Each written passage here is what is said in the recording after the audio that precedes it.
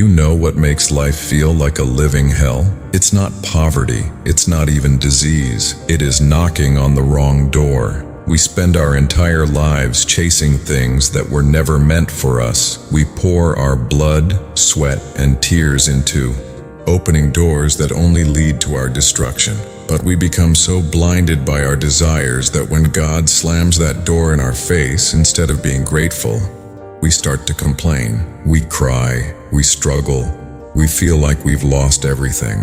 But in reality, that closed door is God's greatest act of love. You cannot control who leaves your side. You cannot control when years of your hard work turn into dust. But you can control your response. When God changes your direction, will you trust Him, or will you destroy yourself with your own stubbornness? This is the story of a man named Elias, whose greatest dream shattered, only to reveal that what he thought was his end was actually his true beginning. Elias lived in a city of stone and grand ambitions. He was a master builder, known for his precision and his pride. He had one goal in life: to build the greatest palace the kingdom had ever seen.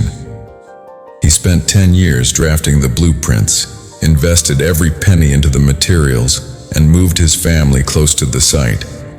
He was certain this was his destiny. But on the day the first stone was to be laid, the king changed his mind. A different builder was chosen.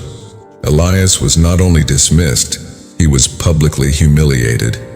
He went home and locked himself in a dark room. He looked toward heaven and screamed, "Why? I did everything right. I worked harder than anyone.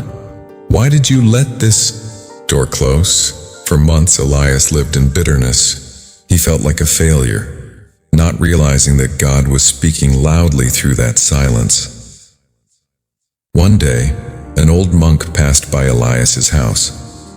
Seeing the broken man, he said, "Elias, why are you mourning over a grave that is empty?"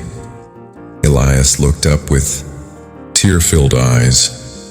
"My dream is dead. My path is gone." The monk smiled. A path never ends. It only changes direction. When a river hits a rock, it doesn't stop. It finds a new way, and in doing so, it creates a beautiful waterfall. Tell me, Elias, since that palace door closed, what have you noticed? Elias thought. For a moment, I noticed that the ground where the palace was meant to be is shifting sand. The foundations have already collapsed and the new builder is ruined. I also noticed that because I wasn't working, I was home when my son fell ill, and I was able to save his life. And my hands, which once only knew stone, have started carving wooden toys for the orphans. The monk nodded. Those are the silent signs, Elias. God didn't close that door to hurt you. He closed it to save you. Your hands were not meant just to carry heavy stones, but to heal heavy hearts. 5. Silent signs. How do you know if God is redirecting your path? Look for these 5 signs. Unexplained restlessness. When you suddenly feel a deep sense of boredom or unease in your current situation, it means your soul has outgrown that place. Repeated obstacles. If a door remains shut despite all your efforts, stop pushing. It's not your path. Loss of interest. Losing interest in old hobbies or goals is often God removing the taste of the old life to prepare you for the new one. Isolation.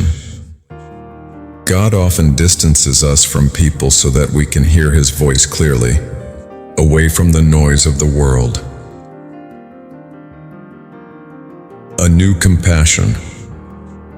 When you start feeling the pain of others, it's a sign that your own pain is turning into a higher purpose. Stop fighting the redirection. If God took something away, it's because He has something better, or He is protecting you from a storm you cannot see. trust the timing of your life. You are not being rejected. You are being refined.